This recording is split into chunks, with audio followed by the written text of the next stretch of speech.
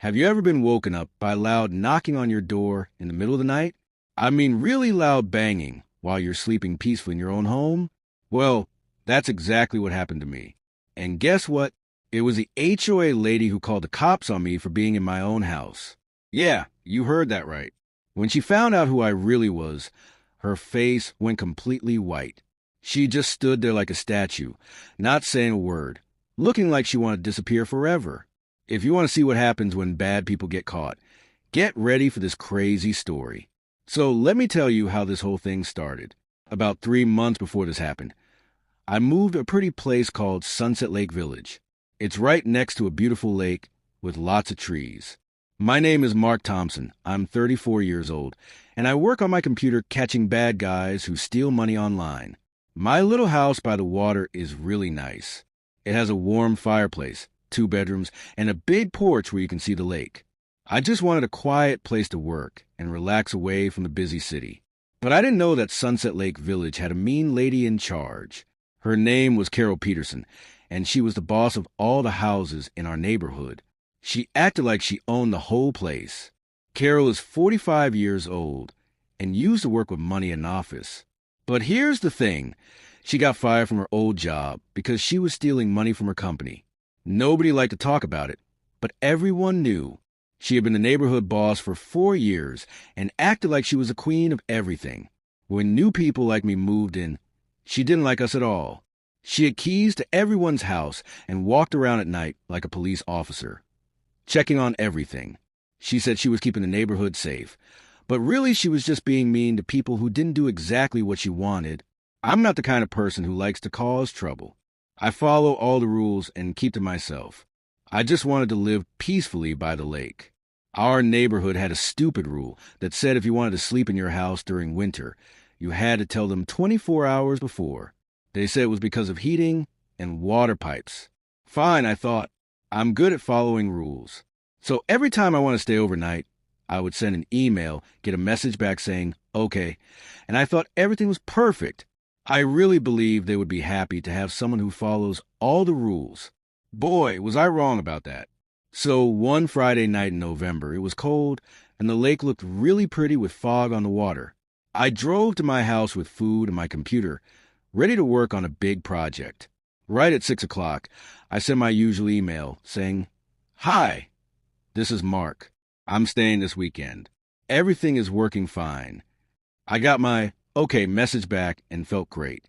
I made a fire, ordered pizza, and started working on my computer with the peaceful sound of the lake outside. Life was perfect, right? Wrong. While I was working and minding my own business, Carol was outside making evil plans.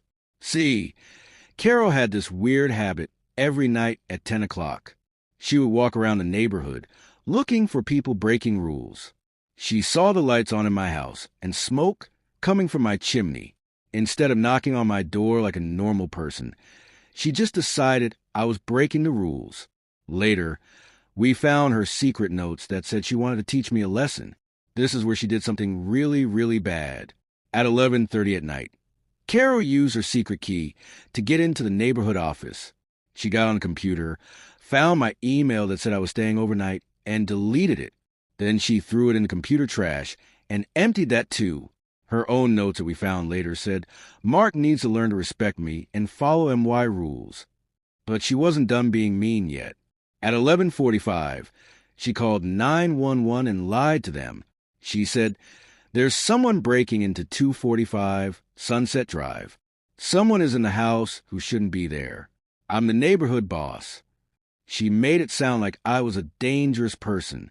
So there I was at midnight, wearing my pajamas, working on my computer with hot chocolate, not knowing anything was wrong. Then suddenly, bang, bang, bang. The police were pounding on my door. "Open up. This is the police." It felt like I was in a scary movie.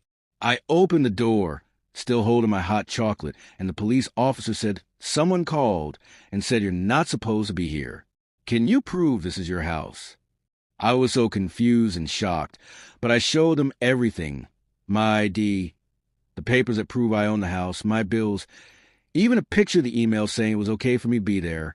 Everything I showed them proved it was MY house, and I was allowed to be there That's when Carol showed up, walking over with a big smile on her face, like she was a hero. She told the police, "I never got any email from Mark. The computer has no record of it." But I was ready. I showed her my email with the timestamp from her own computer system. The police asked to see the neighborhood emails on her phone. Surprise! Surprise! My email was gone.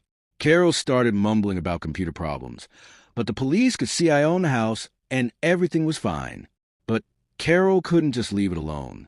She told me right in front of the police, "You need to follow the rules better next time, like I was the one who did something wrong." As she started to walk away, I said something that made her freeze. "You know what's interesting, officer?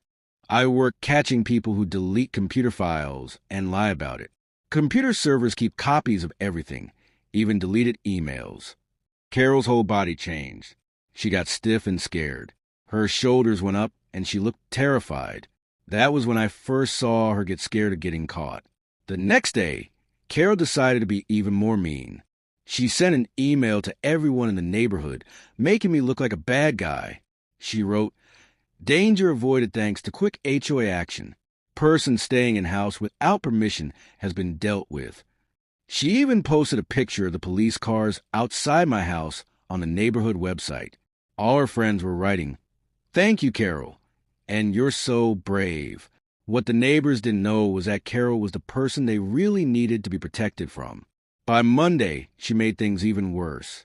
There was an official-looking paper stuck to my door with huge fines. $500 for staying overnight without permission, $300 for not telling them, $200 for disturbing the peace. That's $1,000 total. She said I had to pay in 10 days, or they would try to make me move away. This was like stealing money from me, and all because I followed the rules. I sent Carol a text saying, "I have proof I sent the email." Her answer was, "The computer shows no email. You still have to pay." She even said, "I don't need computer help from neighbors. I've been running these systems for years." Well, that made me really mad. Time to use my special computer skills. First, I talked to my neighbor Bob. He said he'd tried to get permission to build things, but Carol kept saying his emails got lost and he had to pay fines. Same thing happened to Lisa across the street. Her son's basketball hoop got an $800 fine after Carol said she said it was okay in an email, then later said she never got any email. Then there was Dave Martinez with his solar panels. Same exact story. I could see the pattern now. Carol was deleting people's emails on purpose, then being mean to them for not following rules. Using my computer detective skills, I dug into the neighborhood's email system. Guess what I found? The computer keeps copies of everything. Every deleted email. Every time someone logs in, every action was saved. Over 18 months, Carol had deleted 47 emails. Every single one was deleted after her nightly walks around the neighborhood, and every single one led to fines or people having to move away. This wasn't an accident or mistake. This was Carol being mean and stealing money on purpose. I decided to set a trap for her. I sent a new email saying I would stay overnight, but this time I made copies in 6 different ways. Screenshots, copies of myself, timestamps, everything. The next morning, my email was gone from the system, but I had proof I sent it. When Carol tried to be mean to me again for not following rules, I said, "That's funny. I have computer logs showing someone with the boss password deleted emails last night." Carol didn't say anything for 3 whole hours. Then she wrote back, "I don't like being accused of lying." Oh, really, Carol? Things got really crazy at the emergency neighborhood meeting. Carol called to try to kick me out. She came with a fancy presentation and papers. She even brought her friend who was a police officer to make it look official. She whispered to all the neighbors, telling Mrs. Johnson she had to do the hard thing, and pretending to be worried to Bob. She told everyone about the fines and said their perfect email system never broke. So either I was lying or their computer was broken. That's when I stood up and took 'em my turn to talk. I showed everyone my sent emails with timestamps and confirmation messages. Then I showed them the computer logs, every deleted email. Every time the boss logged in, "Here's your system." I said, "Here's what really happens." At 11:23 p.m., emails disappear. Carol started stuttering about fake evidence, but then I showed the final proof security camera video of Carol deleting emails while smiling at the computer. The whole room went crazy. Bob yelled about his pool permit. Lisa was angry about the basketball fine. Everyone started understanding what really happened. Carol's fake nice act fell apart. She started screaming that I was a computer hacker and a government spy, anything to make people stop looking at her crimes. That's when I told the room who I really was. I'm a computer detective who was hired because people complained about HOA bullies doing exactly what Carol was doing. I had been secretly living there for 3 months, collecting evidence of everything she did wrong. Carol sat down and her face turned white as snow while everyone in the room started clapping and cheering. After that, everything fell apart for Carol fast. We looked at the neighborhood's money books. Over $12,000 was missing. Fake bills, buying things for herself with neighborhood money, getting secret payments from dishonest repair companies. Her secret notes were scary. She had files on every problem family with personal information and plans to harass them. There were even reports of her calling the police on the Ahmed family for having a barbecue, saying it was suspicious activity just because they were different. In the end, everyone in the neighborhood voted Carol out completely. We called the police about her crimes and sued her for our money back. She tried every dirty trick, sending mean emails, making threats, even posting on social media at 3 a.m. claiming I was a federal spy watching private citizens. For a little while, some neighbors started to worry, but when more people who Carol had hurt came forward with evidence, everyone saw the truth. Carol packed up her things and left before the sun came up. Nobody helped her move. Nobody even said goodbye. I stayed and helped the community create new rules that were fair and honest. Soon, a new family moved in, bringing happiness and laughter back to our street. 6 months later, our neighborhood actually works with people, and Carol is dealing with criminal charges in court. Her little kingdom of meanness is gone forever. So here's what I learned. People who scream the loudest about protecting everyone are sometimes the ones you need protection from the most.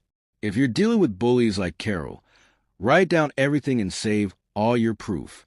Because the only thing that really stops these people isn't getting angry or getting revenge. It's evidence and making them face the consequences. What about you? Have you ever seen someone get drunk on power or been picked on by someone who said they were trying to help but were really just being a bully? Tell us your stories in the comments. What do you think about HOA power, privacy, and making sure communities are fair for everyone?